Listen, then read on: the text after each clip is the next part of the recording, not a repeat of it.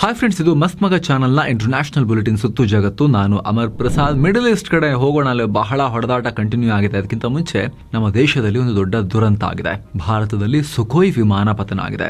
Operation Sindoor ಟೈಮ್ನಲ್ಲಿ ಪಾಕಿಸ್ತಾನಕ್ಕೆ ಏರಿಂದ ನೆಲಕ್ಕೆ ಬ್ರಹ್ಮೋಸ್ ಡೆಲಿವರಿ ಮಾಡಿ ಸರಿಯಾಗಿ ಪೆಟ್ಕೊಟ್ಟಿದ್ದ ಸುಖೋಯ್ ವಿಮಾನಗಳು ನಿಮಗೆಲ್ಲ ಗೊತ್ತಿರಬಹುದು. ಅದರಲ್ಲಿ ಒಂದು ವಿಮಾನ ಈಗ ಪತನ ಆಗಿದೆ. ಅಸ್ಸಾಂನ ಕರ್ಬಿ ಆಂಗ್ಲಾಂಗ್ ಜಿಲ್ಲೆಯ ದಟ್ಟ ಅರಣ್ಯದಲ್ಲಿ ಸುಖೋಯ್ Su-30 MKI ಕ್ರ್ಯಾಶ್.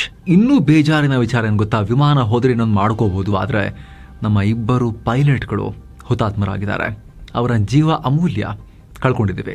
ಗುರುವಾರ ಸಂಜೆ ಜೋರ್ಹಟ್ ವಾಯುನೆಲೆಯಿಂದ ಈ ಫೈಟರ್ ಜೆಟ್ ಟೇಕ್ ಆಫ್ ಆಗಿತ್ತು. ಇದು ರುಟೀನ್ ಟ್ರೈನಿಂಗ್ ಭಾಗವಾಗಿ ಹಾರ್ತಾ ಇತ್ತು. ಆದರೆ ಟೇಕ್ ಆಫ್ ಆದ ಸ್ವಲ್ಪ ಹೊತ್ತಲ್ಲೇ 7:42ಕ್ಕೆ ರಾತ್ರಿ ರೆಡಾರ್ ಸಂಪರ್ಕ ಕಟ್ ಆಗಿದೆ. ಹುಡುಕಾಡಿದಾಗ ಜೋರ್ಹಟ್ನಿಂದ 60 ಕಿಲೋಮೀಟರ್ ದೂರದ ಬೆಟ್ಟ ಪ್ರದೇಶದಲ್ಲಿ ವಿಮಾನದ ಅವಶೇಷ ಸಿಕ್ಕಿದೆ. ರಾತ್ರಿಯಿಡೀ ಕಾರ್ಯಾಚರಣೆ ನಡೆಸಿ ವಿಮಾನದ ಅವಶೇಷಗಳನ್ನು ಹುಡುಕಿರೋದು. ಹುತಾತ್ಮ ಯೋಧರನ್ನ ಸ್ಕ್ವಾಡ್ರನ್ ಲೀಡರ್ ಅನುಜ್ ಮತ್ತು ಫ್ಲೈಟ್ ಲೆಫ್ಟಿನೆಂಟ್ ಪೂರ್ವೇಶ್ ದುರಕ್ಕರ್ ಅಂತ ಗುರುತಿಸಲಾಗಿದೆ. ಘಟನೆಗೆ ನಿಖರ ಕಾರಣವನ್ನ ಪತ್ತೆ ಹಚ್ಚೋಕೆ ತನಿಖೆ ಶುರುವಾಗಿದೆ. ಈ ಪತನ ಭಾರತೀಯ ರಕ್ಷಣಾ ವಲಯದಲ್ಲಿ ಆತಂಕ ಕಾರಣ ಆಗಿದೆ. ಇದು ಫಸ್ಟ್ ಟೈಮ್ ಅಲ್ಲ. ಭಾರತದ ಬಳಿ ಸುಮಾರು 260 ಸುಖೋಯ್ Su-30 MKI ಯುದ್ಧ ವಿಮಾನಗಳಿವೆ. ಭಾರತದ ಬಳಿ 272 ಇದ್ವು, 270-272 ಸುಖೋಯ್ಗಳಿದ್ವು. ಕ್ರಾಶ್ ಆಗಿ ಈಗ 260 ಇಳಿದಿದೆ. ಮತ್ತೊಂದು ವಿಮಾನ ಹೋಗಿದೆ. ಈಗ ಭಾರತದ ವಾಯುಪಡೆಗೆ ಬೆನ್ನೆಲುಬಿದು. ಬ್ರಹ್ಮೋಸ್ನಂಥ ಭಯಂಕರ ಕ್ರೂಸ್ ಸೂಪರ್ಸಾನಿಕ್ ಕ್ರೂಸ್ ಮಿಸೈಲನ್ನು ಕ್ಯಾರಿ ಮಾಡಿ ಅದನ್ನು ಡೆಲಿವರಿ ಮಾಡಿ, ಅಂದರೆ ಏರ್ ಟು ಗ್ರೌಂಡ್ ಬ್ರಹ್ಮೋಸ್ಗಳನ್ನು ಡೆಲಿವರಿ ಮಾಡೋ ವಿಮಾನ ಇವು ನಮ್ಮಲ್ಲಿ. ಇದರಲ್ಲಿ ಆಲ್ರೆಡಿ 12 ಕಳ್ಕೊಂಡಿದ್ದೀವಿ ನಾವು, ಬರೀ ಕ್ರಾಶಸ್. 2024 ಜೂನ್ನಲ್ಲಿ ಮಹಾರಾಷ್ಟ್ರದ ನಾಸಿಕ್ನಲ್ಲಿ ಟೆಸ್ಟಿಂಗ್ ಹಾರಾಟದಲ್ಲಿದ್ದಾಗಲೂ ಕೂಡ ಒಂದು ಪತನ ಆಗಿತ್ತು. ಆದರೆ ಆವಾಗ ಅದೃಷ್ಟವಶಾತ್ ಇಬ್ಬರು ಪೈಲಟ್ಗಳು ಎಜೆಕ್ಟ್ ಆಗಿದ್ರು. ಇದಕ್ಕೂ ಮುನ್ನ 2023 ಜನವರಿಯಲ್ಲಿ ಗ್ವಾಲಿಯರ್ನಲ್ಲಿ ಅಲ್ಲೊಂದು ಕ್ರ್ಯಾಶ್ ಆಗಿತ್ತು. ಟೇಕ್ ಆಫ್ ಆಗಿದ್ದ ವಿಮಾನಗಳು ಸುಖೋಯ್ Su-30 ಮತ್ತು ಮಿರಾಜ್ 2000 ಡಿಕ್ಕಿ ಹೊಡೆದು ಮಧ್ಯಪ್ರದೇಶದ ಮೊರೆನಾ ಬಳಿ ಬಿದ್ದು ಪತನ ಆಗಿದ್ವು. ಆ ಘಟನೆಯಲ್ಲಿ ಸುಖೋಯ್ ಪೈಲಟ್ಗಳು ಪಾರಾಗಿದ್ರು ಕೂಡ ಮಿರಾಜ್ ವಿಮಾನದ ಪೈಲಟ್ ವಿಂಗ್ ಕಮಾಂಡರ್ ಹನುಮಂತರಾವ್ ಹುತಾತ್ಮರಾಗಿದ್ರು. ಈಗ ಮತ್ತೊಂದು ಸುಖೋಯ್ Su-30 MKI ಪತನ ಆಗಿ ಈ ಶಾಂತಿ ಕಾಲದಲ್ಲಿ ನಮ್ಮ ಅಮೂಲ್ಯ ಪೈಲಟ್ಗಳ ಜೀವ ಹೋಗಿದೆ. ಏನೋ ಮಿಡಲ್ ಈಸ್ಟ್ಗೆ ನಾವು ವಾಪಸ್ ಬಂದ್ರೆ ಅಮೆರಿಕ ಹಾಗೂ ಇಸ್ರೇಲ್ ಸೇರಿ ಇರಾನ್ ಮೇಲೆ ನಡೆಸ್ತಾ ಇರೋ ಯುದ್ಧ ಈಗ ಮತ್ತಷ್ಟು ತೀವ್ರ ಆಗಿದೆ. ಅಮೆರಿಕ ಸೇನೆ ಇರಾನ್ನ ಬೃಹತ್ ಡ್ರೋನ್ ಕ್ಯಾರಿಯರ್ ನೌಕಾ ಹಡಗಿನ ಮೇಲೆ ಭಾರಿ ದಾಳಿ ಮಾಡಿದೆ. ಆ ಹಡಗು ಸಂಪೂರ್ಣ ಸುಟ್ಟು ಬೂದಿಯಾಗಿ ಹೋಗಿದೆ. ಇದು 2ನೇ ಮಹಾಯುದ್ಧ ಕಾಲದ ವಿಮಾನ ವಾಹಕ ನೌಕೆಯಷ್ಟೇ ದೊಡ್ಡದಿತ್ತು ಅಂತ ಅಮೆರಿಕದ ಸೆಂಟ್ರಲ್ ಕಮಾಂಡ್ ಮಾಹಿತಿ ನೀಡಿದೆ. ಈ ಹಡಗು ಸಮುದ್ರದಲ್ಲಿ ಧಗಧಗಿಸಿ ಉರಿತಾ ಇರೋ ವಿಡಿಯೋವನ್ನ ಕೂಡ ಶೇರ್ ಮಾಡಿದ್ದಾರೆ. ಹಾಗೆ ಇಡೀ ಇರಾನ್ ನೌಕಾಪಡೆಯನ್ನ ಮುಳುಗಿಸುವವರೆಗೆ ನಾವು ನಮ್ಮ ಮಿಷನ್ ನಿಂದ ಹಿಂದೆ ಸರಿಯೋದಿಲ್ಲ ಅಂತ ಅಮೆರಿಕ ಹೇಳಿದೆ. ಇನ್ನು ಈ ಮುಳುಗಡೆಯಾದ ಡ್ರೋನ್ ಕ್ಯಾರಿಯರ್ ಯಾವುದು, ಇದನ್ನ ಯಾವ ಸಮುದ್ರ ಭಾಗದಲ್ಲಿ ಉಡಾಯಿಸಲಾಯಿತು, ಸಾವು ನೋವು ಏನಾಗಿದೆ, ಅದರಲ್ಲಿ ಎಷ್ಟು ಜನ ಇದ್ರು, ಮುಳುಗೆಲ್ಲ ಜಲಸಮಾಧಿ ಆದ್ರ ಆ ಡೇಟಾವನ್ನ ಇನ್ನೂ ಕೂಡ ಈ ವಿಡಿಯೋ ರೆಕಾರ್ಡ್ ಆಗೋ ತನಕ ಕೊಟ್ಟಿರಲಿಲ್ಲ ಅಮೆರಿಕ ಅಥವಾ ಇರಾನ್. ಅಲ್ಲದೆ ಸಂಘರ್ಷ ಶುರುವಾದಾಗಿನಿಂದ ಇದುವರೆಗೆ 30ಕ್ಕೂ ಅಧಿಕ ಇರಾನ್ ಹಡಗುಗಳನ್ನು ಮುಳುಗಿಸಿ ಹಾಕಿದ್ದೀವಿ ಅಂತ ಅಮೆರಿಕದ top commander admiral Brad Cooper official numbers ಕೊಟ್ಟಿದ್ದಾರೆ. ಇನ್ನು ಮೊದಲ ದಿನದ ಸಂಘರ್ಷಕ್ಕೆ ಹೋಲಿಸಿದ್ರೆ ಇರಾನ್ನ ಬ್ಯಾಲಿಸ್ಟಿಕ್ ಮಿಸೈಲ್ ಸಾಮರ್ಥ್ಯದಲ್ಲಿ ದೊಡ್ಡ ಇಳಿಕೆಯಾಗಿದೆ. ಈಗ ಬ್ಯಾಲಿಸ್ಟಿಕ್ ಮಿಸೈಲ್ ಹಾರಿಸೋದನ್ನ ಇರಾನ್ 90% ಕಮ್ಮಿ ಮಾಡಿದೆ ಅಂತ ಅವ್ರು ಹೇಳ್ಕೊಂಡಿದ್ದಾರೆ. ಮತ್ತೊಂದು ಕಡೆ ಇರಾನ್ ಕಡೆಯಿಂದ ಇನ್ನೂ ಪ್ರತಿರೋಧದ ಹೇಳಿಕೆನೆ ಬರ್ತಾ ಇದೆ, ನಾವು ಬಗ್ಗಲ್ಲ ಅಂತ. ನಾವಿನ್ನು ನಮ್ಮ ದೊಡ್ಡ ಆ ಭಯಂಕರ ಅಸ್ತ್ರಗಳನ್ನ ನಾವು ಟಚ್ಚೇ ಮಾಡಿಲ್ಲ, ಇನ್ನು ಯೂಸೇ ಮಾಡಿಲ್ಲ. ನಾವು ದೀರ್ಘಕಾಲದ ಯುದ್ಧಕ್ಕೆ ರೆಡಿ ಆಗಿದ್ದೇವೆ. ಹೊಸ ಟೆಕ್ನಾಲಜಿಗಳನ್ನ ಇನ್ನು ನಿಯೋಜನೆ ಮಾಡಿಲ್ಲ. ಇಷ್ಟ ದಿನ ಹಳೆ ಸ್ಟಾಕ್ ಅನ್ನ ಫೈರ್ ಮಾಡ್ತಾ ಇದ್ವಿ ಅಷ್ಟೇ. ಈಗ ನಮ್ಮ ಹೊಸ ಅಸ್ತ್ರಗಳನ್ನ ತೆಗೆಯೋಕೆ ಶುರು ಮಾಡ್ತೇವೆ. ಇನ್ಮೇಲೆ ಪೇನ್ ಅಂದ್ರೆ ಏನು ಅಂತ ನಿಮಗೆ ನಾವು ಇನ್ಮೇಲೆ ತೋರಿಸ್ಕೊಡ್ತೀವಿ ಅಂತ ಇರಾನ್ನ ಖಾಮೆನೈ ಆಪ್ತ ಸೇನೆ IRGC ವಕ್ತಾರ ಬ್ರಿಗೇಡಿಯರ್ ಜನರಲ್ ಅಲಿ ಮೊಹಮ್ಮದ್ ಹೇಳಿದ್ದಾರೆ.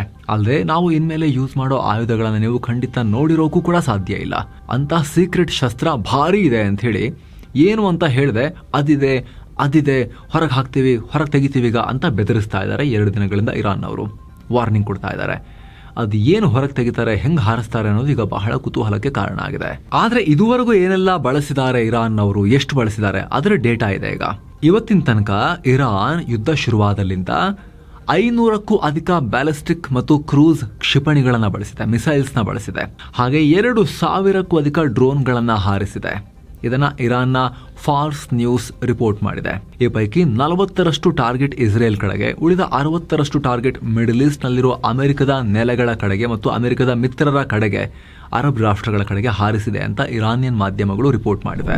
ಈ ನಡುವೆ ಗಲ್ಫ್ ರಾಷ್ಟ್ರಗಳ ಮೇಲೆ ಇರಾನ್ ತನ್ನ ಅಗ್ರೆಷನ್ ಕಂಟಿನ್ಯೂ ಮಾಡಿದೆ. ರಾತ್ರೋರಾತ್ರಿ ಬಹ್ರೇನ್ ರಾಜಧಾನಿ ಮನಾಮಾ ಮೇಲೆ ದಾಳಿ ಮಾಡಿ ಅಲ್ಲಿರೋ ಫಿನಾನ್ಷಿಯಲ್ ಹಾರ್ಬರ್ ಟವರ್ಸ್ ಅನ್ನೋ ಕಮರ್ಷಿಯಲ್ ಕಾಂಪ್ಲೆಕ್ಸ್ ಅನ್ನ ಟಾರ್ಗೆಟ್ ಮಾಡಿದೆ. ಈ ಜಾಗದಲ್ಲಿ ಇಸ್ರೇಲ್ನ ರಾಯಭಾರ ಕಚೇರಿ ಇತ್ತು ಅಂತ ಇರಾನಿಯನ್ ಮಾಧ್ಯಮಗಳು ರಿಪೋರ್ಟ್ ಮಾಡಿವೆ. ಆದ್ರೆ ಅಲ್ಲಿ ಹಾರಿ ಬಂದ ಇರಾನ್ ಡ್ರೋನ್ಗಳನ್ನ ನಾಶ ಮಾಡಲಾಗಿದೆ ಅನ್ನೋ ಮಾಹಿತಿ ಕೂಡ ಇದೆ. ಅತ್ತ ಸೌದಿ ಮೇಲೂ ಕೂಡ 3 ಡ್ರೋನ್ ಹಾರಿಸಿದ್ದಾರೆ. ಆದ್ರೆ ಎಲ್ಲಾ ಡ್ರೋನ್ಗಳನ್ನ ಹೊಡೆದು ಹಾಕಿದೀವಿ ಅಂತ ಸೌದಿ ಹೇಳಿದೆ. ಇನ್ನು ಯುದ್ಧಗ್ರಸ್ತ ಯುಕ್ರೇನ್ ಇರಾನ್ ವಿರುದ್ಧದ ಸಂಘರ್ಷದಲ್ಲಿ ಅಮೆರಿಕಗೆ ಸಹಾಯ ಮಾಡೋಕೆ ಹೊರಟಿದೆ. ದಾಳಿಯಲ್ಲಿ ಇರಾನ್ ಬಳಸ್ತಿರೋ ಶಾಹಿದ್ ಡ್ರೋನ್ಗಳನ್ನ ಹೊಡೆದುರುಳಿಸೋಕೆ ಯುಕ್ರೇನ್ ಮುಂದಾಗಿದೆ. ರಷ್ಯಾ ಜೊತೆ ವರ್ಷಗಳಿಂದ ಕಾದಾಡ್ತಿರೋ ಯುಕ್ರೇನ್ಗೆ ಶಾಹಿದ್ ಡ್ರೋನ್ಗಳನ್ನ ಹೇಗೆ ಕೌಂಟರ್ ಮಾಡಬೇಕು ಅನ್ನೋದನ್ನ ಕಲ್ತ್ಕೊಂಡ್ಬಿಟ್ಟಿದ್ದಾರೆ. ಯಾಕಂದ್ರೆ ರಷ್ಯಾ ಕೂಡ ವರ್ಷಗಳಿಂದ ಇದೇ ಡ್ರೋನ್ಗಳನ್ನ ಯುಕ್ರೇನ್ ವಿರುದ್ಧ ಪ್ರಯೋಗ ಮಾಡ್ತಾ ಬಂದಿದೆ. ಸೊ ಇವುಗಳನ್ನ ತಡೆಯೋಕೆ ಯುಕ್ರೇನ್ ಚೀಪ್ ಮತ್ತು ಬಹಳ ಎಫೆಕ್ಟಿವ್ ಆಗಿರೋ ಡ್ರೋನ್ ಇಂಟರ್ಸೆಪ್ಟರ್ ಗಳನ್ನ ಡೆವಲಪ್ ಮಾಡ್ಕೊಂಡಿದೆ. ಹೀಗಾಗಿ ಶಾಹಿದ್ ಡ್ರೋನ್ಗಳನ್ನ ಹೊಡೆಯೋಕೆ ನಮಗೆ ಸಪೋರ್ಟ್ ಮಾಡಿ ಅಂತ ಅಮೆರಿಕ ಕೇಳಿಕೊಂಡಿದೆ ಅಂತ ಯುಕ್ರೇನ್ ಹತ್ರ. ಅದಕ್ಕೆ ನಾವು ಹೆಲ್ಪ್ ಮಾಡ್ತೀವಿ ಅಮೆರಿಕಾಗೀಗ ಅಂತ ಹೇಳಿ ಯುಕ್ರೇನ್ನ ಅಧ್ಯಕ್ಷ ವೋಲಡಿಮಿರ್ ಝೆಲೆನ್ಸ್ಕಿ ಹೇಳಿದ್ದಾರೆ. ನಾವು ಆ ಇಂಟರ್ಸೆಪ್ಟರ್ಗಳನ್ನ ಅಮೆರಿಕಾಗೆ ಆಫರ್ ಮಾಡ್ತೀವಿ. ಈ ಸಂಬಂಧ ನಾನು ಅಧಿಕಾರಿಗಳಿಗೆ ಆರ್ಡರ್ ಕೂಡ ಕೊಟ್ಟಿದ್ದೀನಿ ಅಂತ ಝೆಲೆನ್ಸ್ಕಿ ಹೇಳಿದ್ದಾರೆ. ಹಾಗೆ ನಮ್ಮ ಸ್ಪೆಷಲಿಸ್ಟ್ಗಳನ್ನ ಕೂಡ ಕಳಿಸ್ಕೊಡ್ತೀವಿ ಹೆಲ್ಪ್ ಮಾಡೋಕ್ಕೆ. ಬದಲಿಗೆ ಅಮೆರಿಕ ನಮಗೆ ಅವರ ಏರ್ ಡಿಫೆನ್ಸ್ ಮಿಸೈಲ್ಗಳನ್ನ ಕೊಡಲಿ ಅಂತ ಝೆಲೆನ್ಸ್ಕಿ ಡೀಲ್ಗೆ ಮುಂದಾಗಿದ್ದಾರೆ ಟ್ರಂಪ್ ಹತ್ರ. ಟ್ರಂಪ್ ಕೂಡ ಇಂಟ್ರೆಸ್ಟಿಂಗ್ ಹೇಳಿಕೆ ಕೊಟ್ಟಿದ್ದಾರೆ. ಇರಾನ್ ವಿರುದ್ಧ ಹೋರಾಡೋಕೆ ನಾವು ಯಾವ ದೇಶದಿಂದ ಬೇಕಾದರೂ ಹೆಲ್ಪ್ ತಗೊಳ್ತೀವಿ, ಅದರಲ್ಲಿ ಏನಿದೆ ಅನ್ನೋ ಹೇಳಿಕೆಯನ್ನು ಕೊಟ್ಟಿದ್ದಾರೆ ಟ್ರಂಪ್.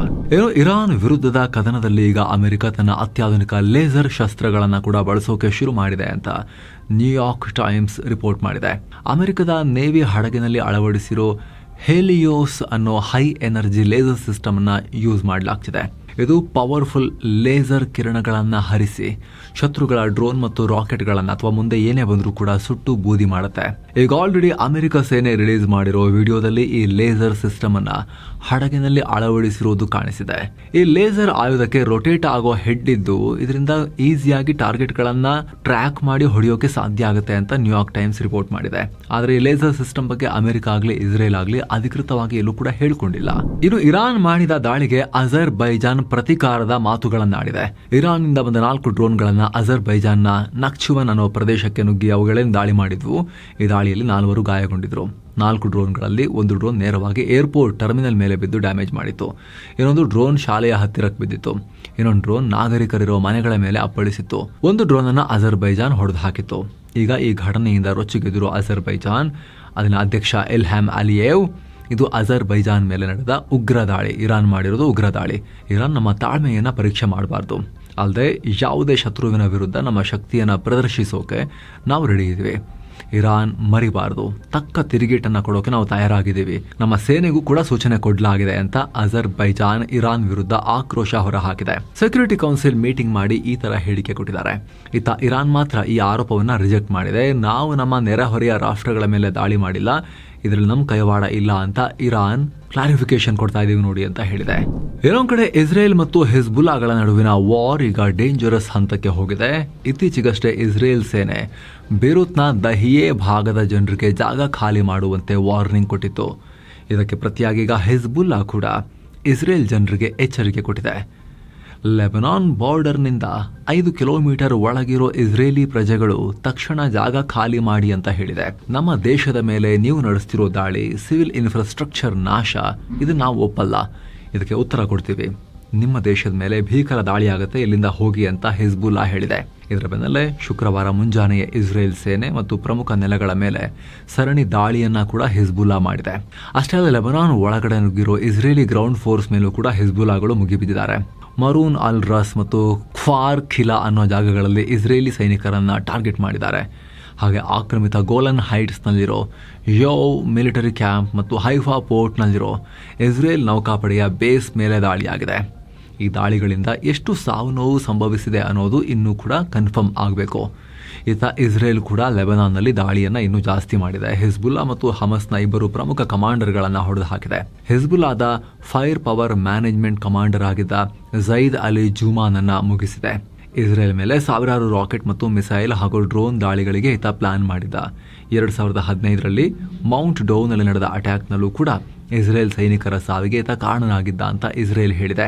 ಇನ್ನೊಂದು ಕಡೆ ಹಮಸ್ ಕಮಾಂಡರ್ ವಾಸಿಮ್ ಅಟಲ್ಲಾ ಅಲಿಯನ್ನ ಕೂಡ ಇಸ್ರೇಲ್ ನೇವಿ ಟ್ರಿಪೋಲಿ ಏರಿಯಾದಲ್ಲಿ ಹತ್ಯೆ ಮಾಡಿದೆ. ಲೆಬನಾನ್ನಲ್ಲಿ ಹಮಸ್ ಸೈನಿಕರಿಗೆ ಟ್ರೈನಿಂಗ್ ಕೊಡೋ ಜವಾಬ್ದಾರಿ ಈತನ ಮೇಲಿತ್ತು.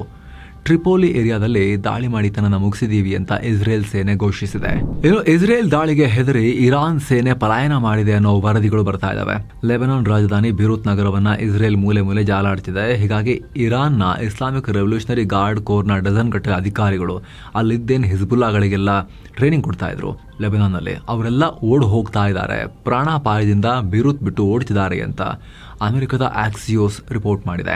ಇದರ ನಡುವೆ ಲೆಬನಾನ್ ಸರ್ಕಾರ ಕೂಡ ಇರಾನ್ ಮೇಲೆ ಗರಂ ಆಗಿದ್ದು, ದೇಶದಲ್ಲಿರೋ ಇರಾನ್ ಸೇನಾಧಿಕಾರಿಗಳನ್ನ ಅರೆಸ್ಟ್ ಮಾಡೋಕೆ ಲೆಬನಾನ್ ಸರ್ಕಾರ ಕೂಡ ಆದೇಶಿಸಿದೆ.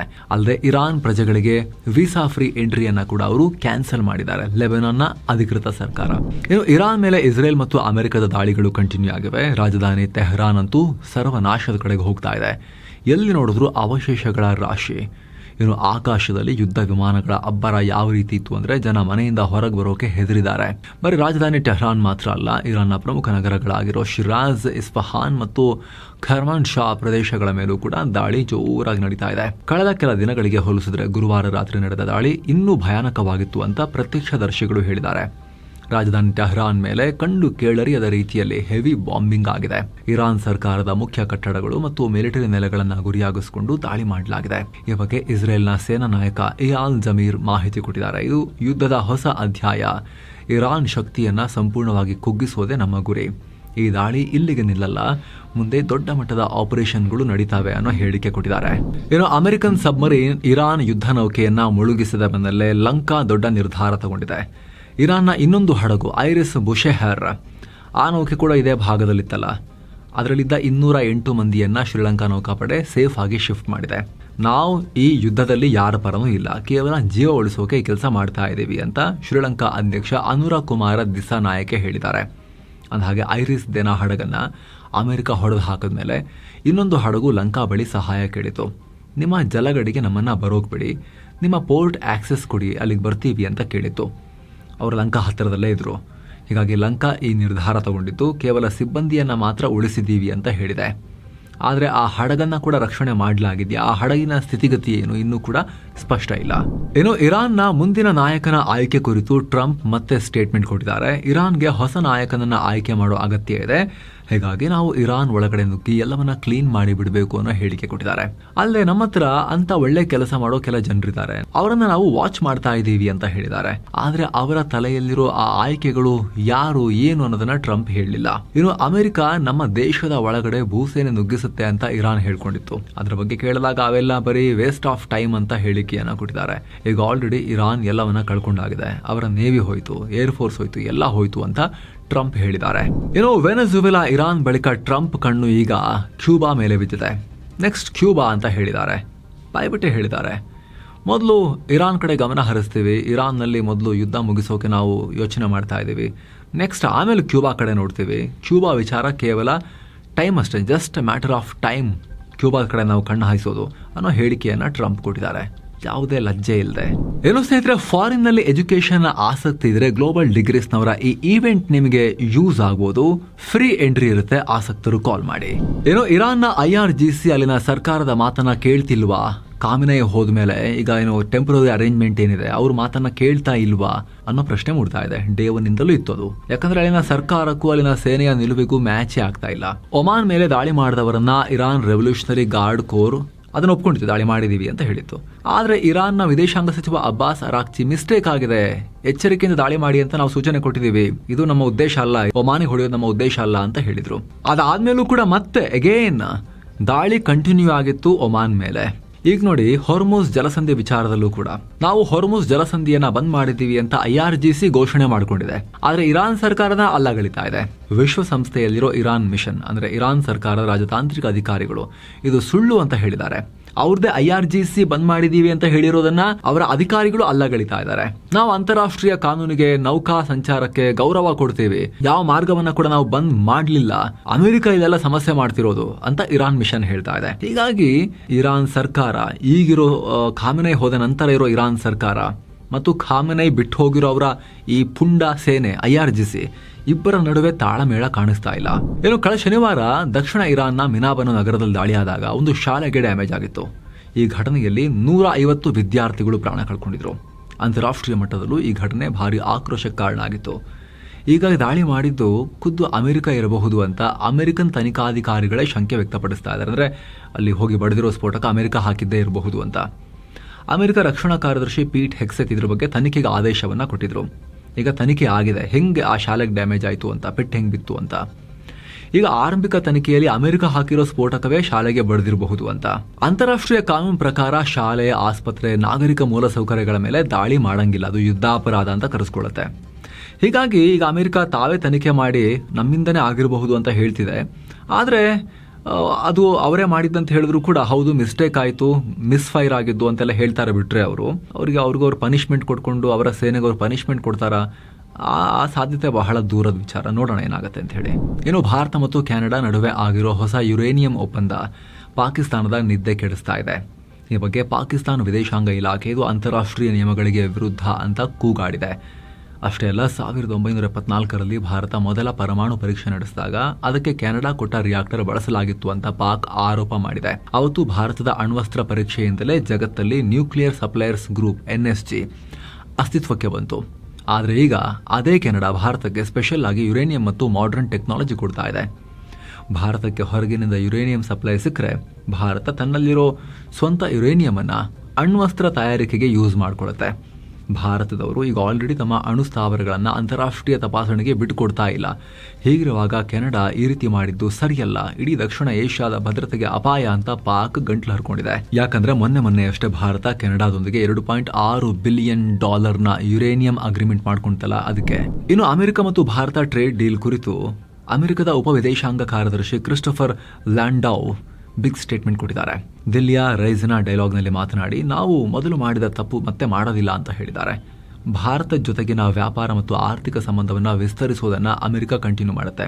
ಆದರೆ 20 ವರ್ಷಗಳ ಹಿಂದೆ ಚೀನಾ ಜೊತೆ ಮಾಡಿದ ತಪ್ಪನ್ನು ಮತ್ತೊಮ್ಮೆ ಮಾಡಲ್ಲ. ನಾವು ಚೈನಾಗೆ ಜಾಗತಿಕ ಮಾರುಕಟ್ಟೆಯಲ್ಲಿ ಫ್ರೀಯಾಗಿ ವಿಸ್ತರಿಸೋಕೆ ಅವಕಾಶ ಮಾಡಿಕೊಟ್ವಿ. ಕಾಲಕ್ರಮೇಣ ಅದೇ ನಮಗೆ ಮುಳುವಾಯಿತು.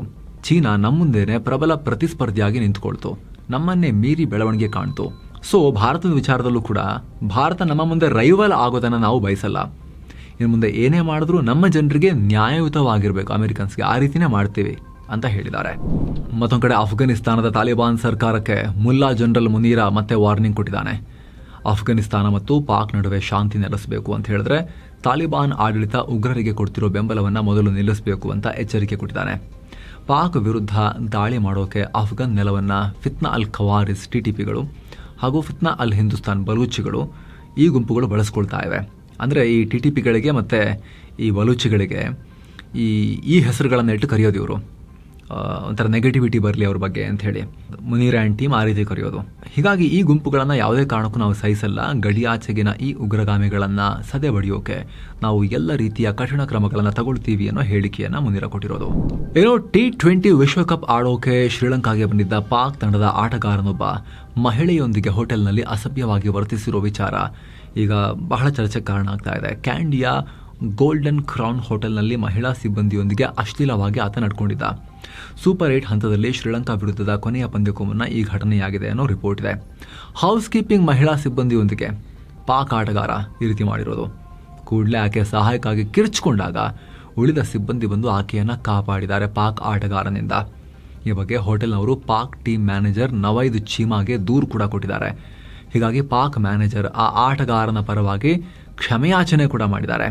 ಅದರ ಬೆನ್ನಲ್ಲೇ ಅಸಭ್ಯವಾಗಿ ಕಾಮಾತುರ ನಾಯಿಯಂತೆ ವರ್ತಿಸಿದ ಈ ಪಾಕ್ ಆಟಗಾರನಿಗೆ ದಂಡ ಕೂಡ ಹಾಕಲಾಗಿದೆ. ಈ ಆಟಗಾರನ ಹೆಸರನ್ನ ಇನ್ನೂ ಕೂಡ ಪಬ್ಲಿಕ್ ಮಾಡಿಲ್ಲ. ಆದರೆ ಕೆಲ ಪಾಕ್ ಮೀಡಿಯಾಗಳು ಈ ಕೆಲಸವನ್ನು ಮಾಡಿರೋದು ಪಾಕ್ ವೇಗಿ ಸಲ್ಮಾನ್ ಮಿರ್ಜಾ ಅಂತ ರಿಪೋರ್ಟ್ ಮಾಡ್ತಿವೆ, ಪಾಕ್ ಮೀಡಿಯಾಗಳೇ. ಆದರೆ ಪಾಕ್ ಕ್ರಿಕೆಟ್ ಬೋರ್ಡ್ ಈ ಆರೋಪವನ್ನು ಸದ್ಯಕ್ಕೆ ತಳ್ಳಿ ಹಾಕಿದೆ. ನಮ್ಮ ಆಟಗಾರನ ವಿರುದ್ಧ ತಪ್ಪು ಮಾಹಿತಿ ಹರಡ್ತಿರೋದು ಅಂತ ಹೇಳಿದೆ. ನಮ್ಮ ಪಾಕ್ ಮಾಧ್ಯಮಗಳೇ ಮರ್ಯಾದೆ ಕಳೆಯೋ ಕೆಲಸ ಮಾಡ್ತಿದ್ದಾವೆ, ಈ ಪಾಕಿಸ್ತಾನಿ ಮಾಧ್ಯಮಗಳ ವಿರುದ್ಧ ಸೂಕ್ತ ಕ್ರಮ ತಗೊಳ್ತೀವಿ ಅಂತ ಹೇಳಿದ್ದಾರೆ ಅವರು. ಸೊ ಫ್ರೆಂಡ್ಸ್, ಇದಾಗಿತ್ತು ಈ ಕ್ಷಣದ ಅಪ್ಡೇಟ್ಸ್. ಮುಂದೆ ಬರೋ ಪ್ರತಿಯೊಂದು ಮುಖ್ಯ ಮಾಹಿತಿಯನ್ನು ಕೂಡ ಟೈಮ್ಲಿಯಾಗಿ ನಿಮಗೆ ತಲುಪಿಸುವ ಪ್ರಯತ್ನವನ್ನು ಮಾಡ್ತಾನೆ ಇರ್ತೀವಿ. ಸಬ್ಸ್ಕ್ರೈಬ್ ಆಗದೆ ಇರೋರು ಇನ್ನೂ ಕೂಡ ದಯವಿಟ್ಟು ಸಬ್ಸ್ಕ್ರೈಬ್ ಮಾಡಿ. ಹಾಗೆ ಅಲ್ಲೇ ಪಕ್ಕದಲ್ಲಿರೋ ಜಾಯಿನ್ ಬಟನ್ ಕೂಡ ಆಸಕ್ತರು ಚೆಕ್ ಮಾಡ್ಬೋದು. ಅದರ ಮೇಲೆ ಕ್ಲಿಕ್ ಮಾಡೋ ಮೂಲಕ ಮಸ್ತ್ ಪ್ರೀಮಿಯಂ ಮೆಂಬರ್ ಆಗ್ಬೋದು. ಎಲ್ಲ ಮೆಂಬರ್ ಓನ್ಲಿ ವೀಡಿಯೋಸನ್ನು ನೋಡೋಕೆ ಶುರು ಮಾಡ್ಬೋದು. ಎಲ್ಲಕ್ಕಿಂತ ಹೆಚ್ಚಾಗಿ ನೀವು ನಮಗೆ ಸಪೋರ್ಟ್ ಮಾಡಿದ ಹಾಗೂ ಕೂಡ ಆಗುತ್ತೆ. ಆಸಕ್ತರು ಚೆಕ್ ಮಾಡಿ ಜಾಯಿನ್ ಬಟನ್. ಮತ್ತೆ ಭೇಟಿ ಆಗ್ತಿರೋಣ ಸ್ನೇಹಿತರೆ. ನಮಸ್ಕಾರ.